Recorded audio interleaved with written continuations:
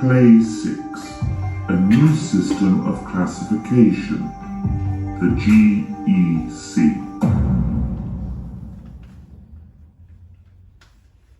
You may not recall the early days, but many do. You may not recall the great divisions in our society. Most do. History's primary job is to teach us, right? Right. The study of history might be seen as the direct opposite of science, in the sense that there is nothing to be tested, neither is there anything quantitative with which we can experiment. It is, however, absolutely necessary if we hope for our society to progress. Progress. It's a very interesting word, and it was for a long time a word that sat very nicely in a sentence about division or community. Now, we are making progress is a particularly scientific idea, yet that is where history and science split again. See, we know from much study that history is actually cyclical, something which science could never be. We don't unlearn the discoveries we make in science in order to rediscover them, and yet, in the past we have seen the same marchers off to war made again and again, despite treaty after treaty. The same levels of violence, murder, rape, despite our best efforts to suppress them, be it through punishment, treatment, rehabilitation, or the small shifting of moral code through, dare I say it, education. Indeed, history has taught us that the idea of a scientific progression for a society is absolutely achievable. Think of everything we have achieved. And yet it has taught us that the psychology and the social biology of a human is not changeable, and progression is the mask worn by cyclical habits. I see some shaking heads. Ask yourself, why, when the first man was punished for rape, did not all men after never rape again? Ask yourselves. I see you looking to me for an answer, and I will tell you. Men, it is in your nature to rape. It is in your nature to murder your fellow man, your friends, your family, your children. It is in your nature to rape your fellow man, yourself, and your society. And that is why some 50 or so years ago, this global government began the G.E.C program, designed to engage with this very idea. The government enforced classification philosophy, and you will have seen this on many signs around your towns, in your homes, schools, and hospitals. Is equality is a fallacy, but we'll get to that in a second.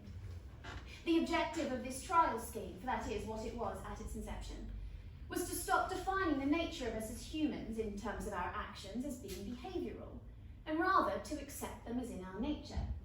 In other words, instead of telling the rapist he is acting in a way that he shouldn't, we merely accept behaviour and create an environment which supports it, the mechanics of which I shall go into later. As the scheme became more popular, it became evident that this could permeate for the good other areas, chiefly the notion of prejudice. You will notice there is no prejudice or discrimination in our society, and that is because under the G.E.C, all humans accept their nature in order to find greater contentment with their circumstance. Models were then drawn up to define the strata of the classifications. There was some protest at first, but in the last 50 or so years it has become part of our culture. Instead of fighting for so-called rights, people accept their classification and all that goes with it. For example, if we look at class 21, I know exactly what I could expect. In class 21, sex is female, therefore less pay is expected. This seemed unfair many years ago because people seemed to believe that society should be fair, rather than just accepting that we are all different. Our skills are different, and fundamentally our nature is different. But do I have to accept my classification? What if I'm a young black male in class 40 or lower and I wish to own my own house? You would know from the classifications that simply isn't possible. So what can I do? Two options. I accept my lot. And we have found that the idea of acceptance psychology has led to more lives of contentment than that of the aspirational age of the mid-1900s to early 2000s. Or, I can apply for classification reassignment. This can be costly, though some classifications are eligible for government funding. Common reassignments include heterosexual parents having their homosexual children reassigned heterosexual. This can bring their classification up higher. There is also skin pigmentation therapy and sexual organ reassignment. Many white women find that once they are reassigned as men, they are able to pay off their reassignment with just the extra pay from 1 year in their new classification. So you see, equality is a fallacy. We are not the same. We are different. And if we wish to have the things of another who is in a higher classification than our own, then we must change our nature, biologically and psychologically. Why am I telling you this? After all, the system has been around for over 50 years. It works. I mentioned I was involved in classification reassignments for those who pay. Of course, it is also used as a form of punishment for those who go against the law. You are here because you have engaged in activity which does exactly that. You are protesters, non-believers. You have attempted to deface our clinics, attempted to destroy government buildings, attempted to influence our elections. We therefore have no choice but to reassign your classification to the lower. As you are repeat offenders, you will be reassigned to class 1001. The lowest, the untouchable and the hopeless.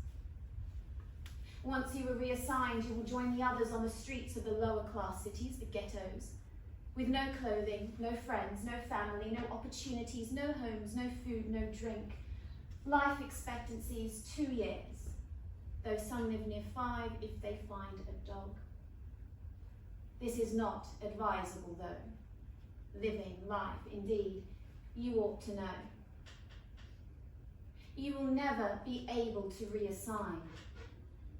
Prolonging your life is only prolonging your new nature, which in class 1001 is to disappear.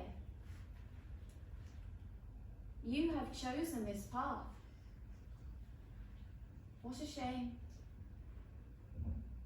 Please don't struggle. Equality is a fallacy. Begin the treatment.